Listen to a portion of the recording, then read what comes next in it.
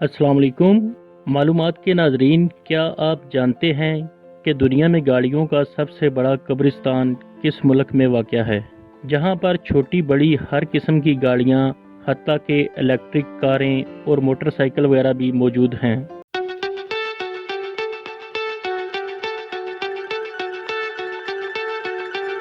नाजरीन, आपको ये जानकर हैरत होगी कि गाड़ियों के इस कब्रिस्तान में मौजूद ज़्यादातर गाड़ियों को सिर्फ पुराना हो जाने की वजह या धुआं छोड़ने की वजह से कूड़ कबाड़ में भेज दिया गया है। लेकिन अगर ये गाड़ियां पाकिस्तान में होती तो ऐसा हरगिज़ ना होता और ये धुआं छोड़ने वाली और पुरानी गाड़ियां भी अभी तक आपको सड़कों पर चलती नजर आती। इस कब्रिस्तान में मौजूद गाड़ियों का एक बहुत बड़ा पहाड़ सा बन चुका है।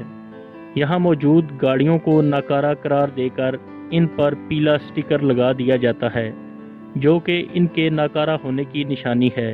फिर इन गाड़ियों को इस जगह फेंक दिया जाता है। यहाँ नाकारा गाड़ियों की बहुत ज़्यादा तादाद जमा होने की वजह से पूरी दुनिया में इसको गाड़ियों का सबसे बड़ा कब्रिस्तान माना जाता है। गाड़ियों का ये कब्रिस्तान हैंगजू शहर में मौजूद है, जो चीनी सूबे जिजियांग का एक बहुत बड़ा शहर है। एदादो शुमार के मुताबिक 2019 में चीन में छोटी बड़ी गाड़ियों की तादाद 26 करोड़ तक थी। इनमें से अब 19 लाख नाकारा हो चुकी हैं। चीन में धुआं छोड़ने वाली हज़ारों गाड़ियों को हर साल रोड से हटाकर यहाँ लाया जाता है।